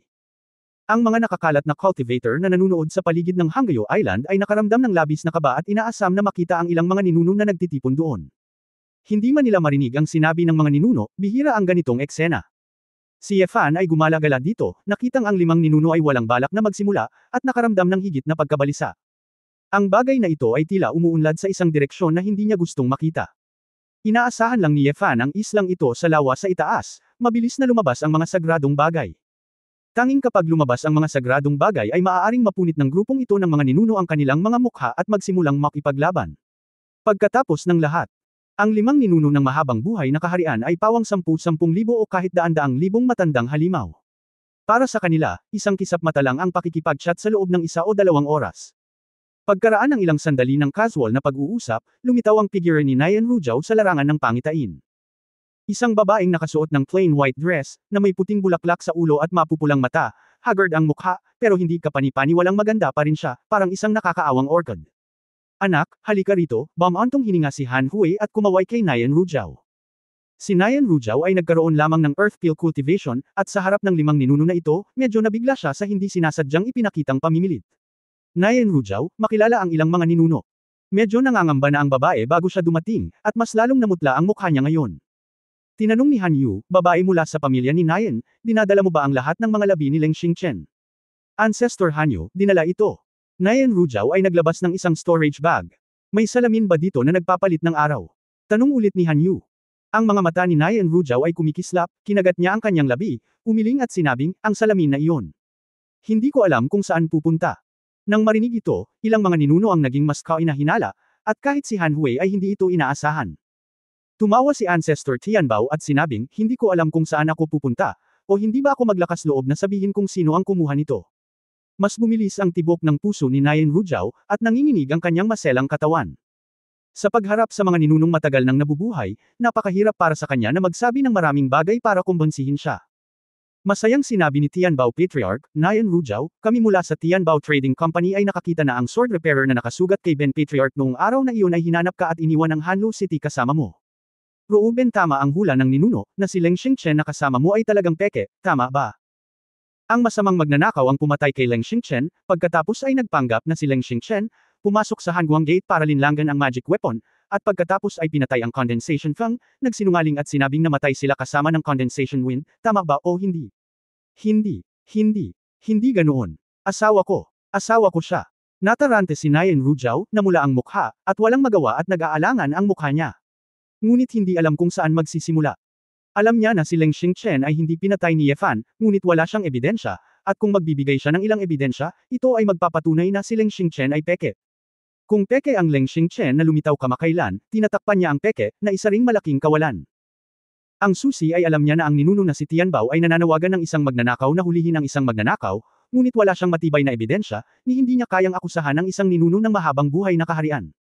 Ang ninuno na si Tianbao ay agresibong nagtanong, kung tumanggi ka, maaari ka bang may katibayan ba? Kinakabahan ka, hindi mo ba itinatago ang impostor na iyon? Kinagat ni Nayan Rujao ang kanyang mga pilak ng ngipin, kinuyam ng mahigpit ang kanyang mga kamay, umiiwas ang kanyang mga mata, hindi niya alam kung ano ang sasabihin. Ang ilang mga ninuno ay hindi tanga, at nalaman nilang may problema nga sa isang sulyap. Ang mukha ni Ancestor Hanyu ay kasing lamig ng yelo, iniisip na ang kanyang mahiwagang sandata ay ninakaw ng isang pekeng magnanakaw, at tinulungan din ng doorman ang mga tagalabas na malinlang, na mas nakakahiya. Nayan Rujao, ano ang totoo, gusto ng ninunong ito na magtapat ka kaagad. Itinaas ni Nayan Rujao ang kanyang ulo at napaluha, Ancestor Hanyu. Walang alam si Rujiao, kung talagang hindi mo ako mapapatawad, handa akong mamatay kaagad para ipakita ang aking kawalang kasalanan. Kabanata 1569 na walang darating. 1569. Rujiao, ikaw, paano mo makakausap ang ninuno ng ganito? Nag-aalalang sabi ng ulong Han Hui. Malungkot ang mga mata ni Nayan Rujao, at mahinang sinabi niya, Sectmaster, wala na ang mga bituin, wala akong pakialam sa kahit ano. Gusto ko lang manahimik para sa kanya, bitawan mo siya, haha. Siya ay isang napakamapagmahal na babae, ngunit, natatakot ako na hindi lang si Leng Xingchen ang nag-iisa sa iyong puso. Ang ninuno ni Tianbao ay ngumiti ng masama, ang pekeng iyon, bakit mo siya pinuprotektahan ng ganito? Hindi kaya na ilipat mo na rin ang iyong tunay na damdamin sa pekeng Leng Xingchen na iyon. Pagkarinig nito, hindi maiwasan ni Han Hui na tumingin kay Nayan Rujao na nagtataka. Sa katunayan, sa Hanguang sect, kasama siya, lahat ng Leng Xingchen na lumitaw nitong mga nakaraang araw ay labis na nag-aalala. Maraming pagdududa. Kung iyon talaga ang nagpapanggap na isang makapangyarihang misteryosong magsasaka ng espada, kung gayon maraming bagay ang maipapaliwanag. Girl, pumunta ka dito ng totoo, may nagpapanggap ba na si Leng Xingchen? Lalong naging mahirap tingnan ang mukha ni Ninuno Hanyu. Ang mukha ni Nayan Rujao ay walang kapalit na pag-ibig, at nanatili siyang tahimik. Ikaw anak, gusto mo bang protektahan ang isang magnanakaw? Karapat-dapat ka ba sa mga bituin? Nag-aalalang sabi ni Han Hui. Isang kislap ng liwanag ang sumilay sa mga mata ni Nayan Rujao, at nagtanong siya pabalik, Guru. Noong buhay pa si Xingchen, ilang tao sa pinto ang tumingin sa kanya. Ilang tao ang talagang karapat-dapat sa kanya. Wala na siya, pero hinawakan siya. Kung hindi siya bumitaw, hindi mo ba siya mapapatahimik? Bakit siya hindi mapakali? Namatay si Ning Feng, at pinatay niya si Xingchen. Sabi ko na nga ba, bakit kailangan mong pilitin ang isa't isa? Ang mukha ni Han Hui ay gusot, at hindi niya alam kung saan magsisimula. Ang ugali ng mga tao sa Hanguangmen kay Leng Xingchen ay talagang hindi maganda sa loob ng mahigit 100 taon. Si Ancestor Tianbao ay tumawa sa mahinang boses, Ancestor Hanyu, ang babaeng ito ay malamang na malito ng magnanakaw na iyon, at ngayon gusto niyang pagtakpan ng taong iyon. Sa pagkakaalam ko, dapat kalabanin din ng batang iyon ang babaeng ito. Maganda ang impresyon ko, kung hindi ay hindi ako umalis sa buhay ng babaeng ito. Kung walang aksidente, dapat nasa dilim ang bata, gustong panoorin akong lumaban para sa sagradong bagay na ito, upang umani siya ng mga benepisyo. Maaari rin nating gamitin ang babaeng ito para paikop at tumalo ng batang iyon ng mag-isa, paano? Nag-isip sandali si Ancestor Hanyo, at tila nag-aalangan. Pinayuhan ni Ancestor Tianbao. Si Ancestor Hanyo, ang lalaking ito na nagkunwaring young master ng pamilya Leng, ay pumasok sa Hangguang sect para manloko, at inalis ang magic weapon. Paano mailalabas ang gayong kahihiyan? Pumasa. Hangguang man o Lengja, hindi ba nila dapat tiisin ang pagkakaroon ng mga ganitong kontrabida? Hoy, Tianbao, marami ka pang maruming tubig sa tiyan mo, panunuya ng ninuno ni Chilian. Si Tianbao ay mukhang mapagpakumbaba, kayong dalawa, ako ay isang inapo ng Tianbao, gusto ko lang sirain ang aking Zinlong Pavilion, ang mga magnanakaw na nagpahiya sa akin ay huhulihin at papatayin, at kapag sila ay tapos na, sila ay aalis kaagad. Tiningnan ni Ancestor Hanyu si Nayan Rujiao na may malamig na mga mata, at sinabing, "Girl, bibigyan kita ng huling pagkakataon para sabihin ang totoo, kung hindi. Ipagtaksilan mo ang Hangguangman." Sabik na sabik si Nayan Rujiao kaya napaluha siya, umiling at sinabing, "Matandang ninuno, wala talaga akong ginawang pagsisisi sa sekta. May problema talaga ako. Kung paniniwalaan ako ng ninuno, pagkatapos kong bumalik, masasabi ko sa iyo ng pribado." Makinig. Lahat. Makinig. Talagang itinatago niya ang katotohanan. Agad nang umiti si Ancestor Tianbao at sinabing, "Ancestor Hanyu, ang bagay na ito ay may kaugnayan sa aking negosyo sa Tianbao, ngunit hindi mo maaaring magkaroon ng huling say ng pribado. At ang batang iyon ay pumatay ng napakaraming tao mula sa Eastern Emperor Sect at Northern Profound Sect, payag ako, at ang dalawang senior na sina Taikang at Zuanhai ay hindi payag." Tumango rin sina Taikang at Zuanhai, at natural na kailangan nila ng paliwanag. Natahimik sandali si Ancestor Hanyu, at nagsabi, "Dahil ang pagkakataon ay ibinigay at hindi ko ito pinahahalagahan, pagkatapos ay gawin ang sinabi ni Tianbao." Ancestor. Lolo huwag. Si Nayan Rujiao ay mukhang nataranta, ngunit ang mga bagay ay wala sa kanyang kontrol. May tolerance talaga si Ancestor Hanyu, sinaktan ko si Bao nung araw na yon. Iniunat ng ninuno ni Tianbao ang kanyang kamay, at may daloy ng gininto ang tunay na diwa tulad ng isang malaking palad, na humawak kay Nayan Rujiao sa hangin. Ah! Bulalas ni Nayan Rujiao, at ang lumilipad na espada na kanyang natatapakan ay nahulog ng diretsyo. Nagpumiglas ang babae, ngunit hindi makawala sa mga kamay ni Tianbao. Nang makita ang eksenang ito, nagulat ang lahat ng tao sa Hangguangman. Ang mag-asawang pamilya Leng at Hanyung Tao, at iba pa. Lahat ay mukhang balisa at tuliro, ngunit wala silang magawa dahil ang kabilang partido ay ninuno ni Tianbao, at walang nang ahas na umakyat at magtanong. Nagkatinginan din ang mga nakamasid sa di kalayuan na nagtataka sa nangyari. Tingnan mo. Hindi ba yan ang numero unong kagandahan ng Hangguang Sect, Nayan Rujiao? Oo, tama, sinasabing si Leng Xingchen ay sa kasamaang palad ay pinatay ng isa sa kanyang ampon na kapatid, at siya ay naging balo. Sa araw na ito kayamanan ano ang ginagawa ng ninuno kapag hinuli niya ang isang balo? Walang pakialam ang ninuno na si Hanyu.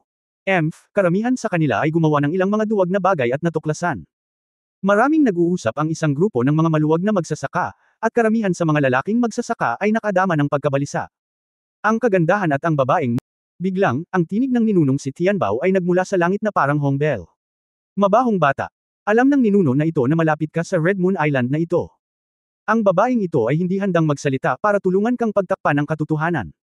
Kung tatanggi kang magpakita, magiging bastos ang matandang ninuno. Bilang. Nang lumabas ang mga salitang ito, nagulat lahat ang libu-libong monghe malapit sa Hanggayo Island. Parami ng parami ang mga haka-haka, at lahat ay nakikiusyoso, "Sino itong, batang mabaho, pag-ibig nga ba ni Nayan Rujiao?" Sa karamihan, si Ye Fan, na nakasuot ng puti, ay naikuyom ang kanyang mga kamao at nagngangalit ang kanyang mga ngipin. Sa katunayan, nang malaman niya na ang ninuno ni Tianbao ang nagkusa na magpakita ng maaga, mayroon siyang masamang premonitions. Ang kasuklam-suklam na lalaki na ito, karamihan sa kanila ay gustong kumagat. Ngunit hanggang sa lumitaw si Nayan Rujiao, si Ye Fan ay nagtataglay ng isang flock mentality, umaasa na hindi sundin ang pinakamasamang script. Gayunpaman, ang relic ay hindi lumitaw ng mahabang panahon, at ang iba pang mga ninuno ay hinikayat ng Daos Tianbao, at ang mga bagay ay napunta pa rin sa pinakamasamang direksyon. Ano ang dapat kong gawin? Patuloy ba akong magtago, maghintay na lumitaw ang banal na relic, umupo sa bundok at panuorin ang labanan ng tigre, o lumabas ngayon? Sa harap ng 5 mahabang buhay na kaharian, at maliban sa ninuno ni Chilian, halos lahat ng iba pang 4 ay determinadong makipaglaban sa kanya, ito. Kung paano lumaban? Sa isip ni Ye Fan, mabilis na kumislap ang mga mukha, ang kanyang mga manliligaw sa ibabaw, mga anak, miyembro ng pamilya, mga kapatid, mga naghihintay sa kanyang pagbabalik. Hanggat may mukha siyang multo, hindi siya madidiscover. Kaya kung bumalik mag-isa. Kung nagmamadali akong lumabas ngayon, mahuhuli ako sa bitag ng Daos Tianbao, at hindi ko mailigtas si Nayan Rujiao. Siguro, kung hindi ako nagmamadaling lumabas, ang tanging paraan para mabuhay si Nayan Rujiao sa method Baka hindi talaga siya papatayin ng ninuno ni Tianbao. Sinabi ni Reason kay Ye Fan na hindi siya maaaring magmadaling lumabas, at ang isang pag-iisip tungkol kay Ru Jiao ay masisira ang lahat tungkol sa kanyang sarili at sa mundong ibabaw. Ito ay baliw at hanggal sa sukdulan. Ang kamay ni Ye Fan ay kinuyam ng mahigpit ang kanyang kamao, at tinusok pa ang kanyang balat, umaagos ang dugo. Sa himpapawid, si Tianbao Patriarch ay matamang pinagmamasdan ang sitwasyon sa lahat ng direksyon, naghihintay na lumitaw ang isang tiyak na figure. Si Nayan Ru Jiao ay nabalot ng gininto ang tunay na diwa, ang kanyang mga buto ay tila dinurog, ang kanyang sakit ay kasing puti ng papel. Hindi. Walang kwenta. Walang darating. Matigas na bulong ng babae, nangingilid ang mga luha sa gilid ng kanyang mga mata. Nang makitang walang nagpakita sa loob ng mahabang panahon, ang puso ni Nayan Ru Jiao ay parehong mapalad at medyo malungkot. Si Han Hui, na nasa gilid, ay hindi na nakatiis, at nakiusap, Ancestor Tianbao, baka talaga nag-e-exist ang magnanakaw na iyon, pero baka wala dito, bakit hindi mo muna pabayaan ang bata? Nawalan lang siya ng kasamang tao at naging balo, hindi talaga madali. Ano?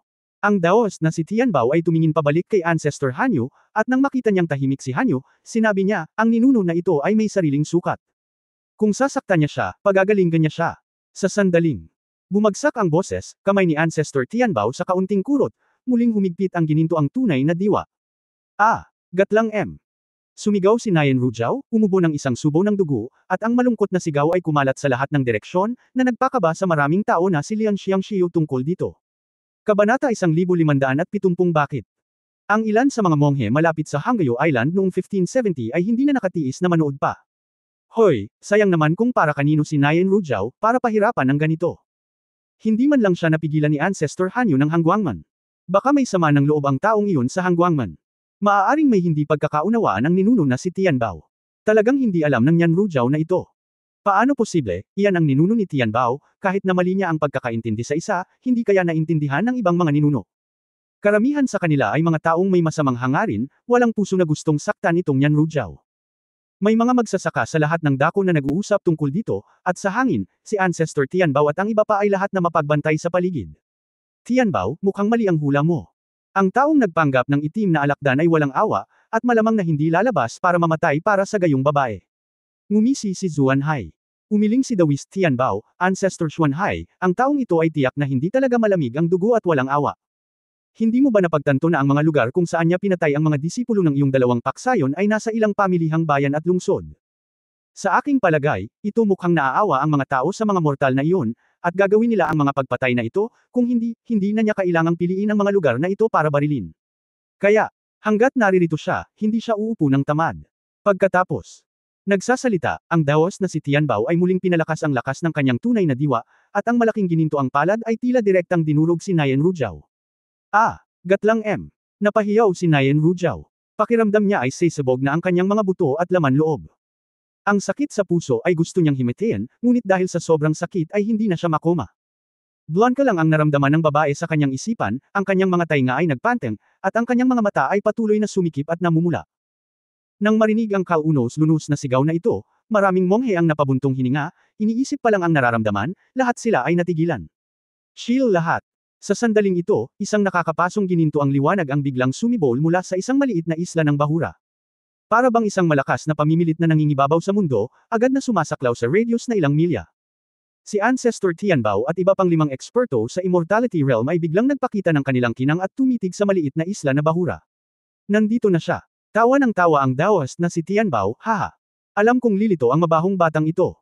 Ang bibig ni Nayan Ru Jiao ay puno ng dugo, ang kanyang mga mata ay puno ng luha, at siya ay tumingin sa nakasisilaw na gininto ang liwanag na pumutok sa kalangitan na may walang katulad na komplikado. Umiling sa sakit, nabulunan at bamulong, huwag. Natakot at nagsitakas ang mga malalawak na magsasaka sa mga bahura ng kapuluan. Si Ye Fan, na nakasuot ng puti, ay inalis na ang kanyang multo na mukha sa oras na ito, direktang inihayag ang kanyang sariling hitsura. Sa sandaling ito, alam niya kung sino siya, at hindi mahalaga. Kung kailangan niyang ipaglaban ang buhay at kamatayan, sana ay gamitin niya ang kanyang tunay na mukha para harapin ang lahat ng ito. Pagkakawatak-watek. Dobleng pagkakawatak-watek. Pagkawatak-watek ng layunin ng espada. Walang kapantay na layunin ng espada, sobra. Ginamit ni Ye Fan ang kanyang kapangyarihan sa sukdulan sa isang iglap, at ang katawan ng Sword God pagkatapos ng matinding compression ay lumitaw sa kanya na parang isang guardian deity na higit sa 3 metro ang taas.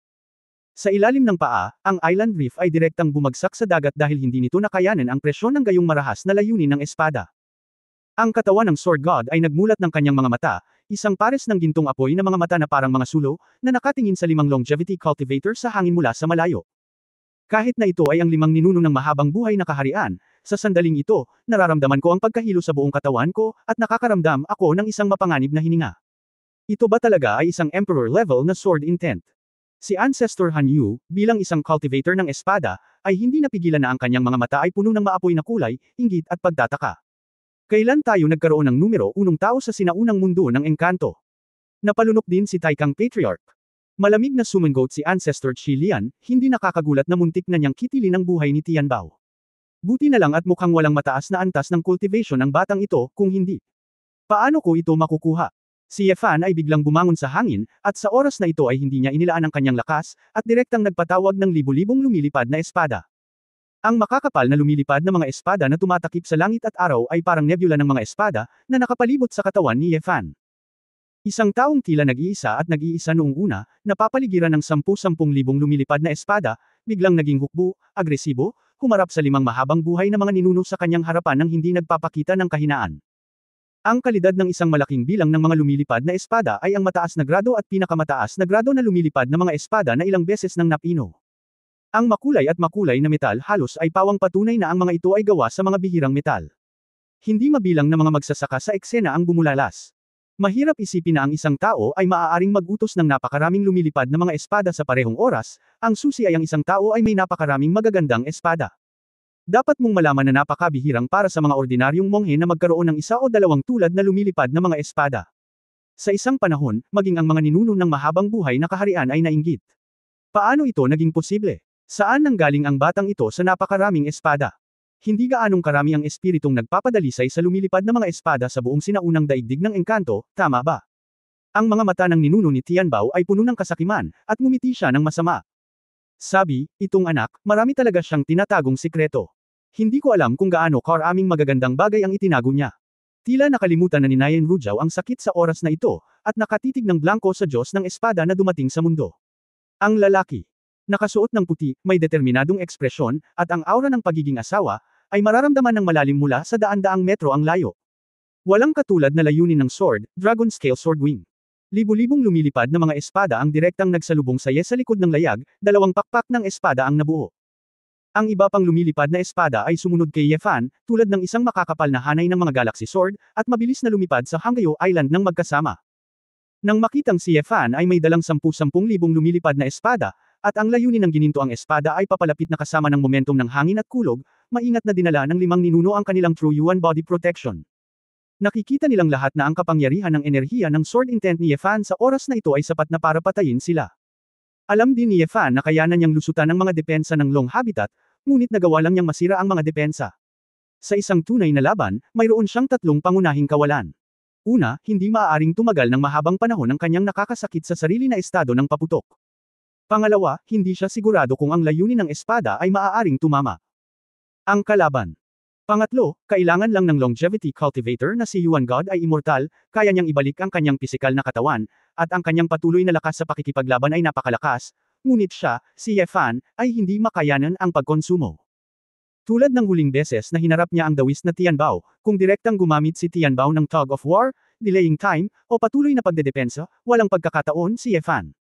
Sa pagkakataong ito, alam na ng ninuno ni Tianbao ang sarili niyang lakas at hindi na siya magtitiwala pa. Hindi man lang naisip ni Ye Fan na bibigyan siya ng pagkakataon ng kabilang partido. Higit pa rito, may 4 pang matagal ng ninuno na aatake sa kanya anumang oras. Kaya, ayon sa teorya, kung gagawin mo ito sa iyong sarili, ang posibilidad na manalo ay halos 0. Gamo-gamo sa apoy. Bakit? Sa sandaling ito, mahinang nagtanong si Nayan Rujao na may maputlang labi, ang kanyang mga luha ay puno ng kawalan ng pag-asa. Bahagyang tumaas ang sulok ng bibig ni Ye Fan. Mas alam niya kaysa sa sinuman kung gaano katanga at over the top na mga desisyon ang ginawa niya sa sandaling ito. Gayunpaman, magkakaroon ng araw na ito si Nayan Rujao, at wala siyang kinalaman kay Ye Fan. Kung nakikita niya ang kamatayan na ganito, ang pakiramdam na ito ng pagkakasala ay magpaparamdam sa kanya ng pagkalubog. Napakasimple, ayaw kong mamatay ka. Sa totoo lang, sa sandaling ito, naipahayag na ng kanyang mga aksyon ang lahat ng kanyang emosyon, at hindi na kailangang magsabi pa. Alam ni Ye Fan na hindi niya masasabi kung gaano siya kabait at tapat, ngunit ayaw niyang mamuhay ng labag sa kanyang kalooban. Kung ang mga tao ay buhay, ang lahat ay dapat sumunod sa makatwirang pag-iisip, kung gayon ito ay hindi naiiba sa mga robot. Ang dahilan kung bakit ang mga tao ay dahil sa mga emosyon, dahil sa mga impulses, dahil sa hindi mahuhulaan na hindi kilalang mga posibilidad, at sila ay ibang-iba. Naranasan ni Yefan ang hindi mabilang na beses ng buhay at kamatayan. Maraming beses, naramdaman ni Yefan na isang himala na nakaligtas siya. Sa pagkakataong ito, naramdaman pa rin ni Yefan na siya ay mamamatay, ngunit hindi siya nawalan ng pag-asa, ngunit nagplano na isugaw ang lahat at gamitin ang kanyang sarili anumang paraan na maiisip mo, para gumawa ng milagro. Pagtatapos ng kabanatang ito. For more updates, click on the notification bell.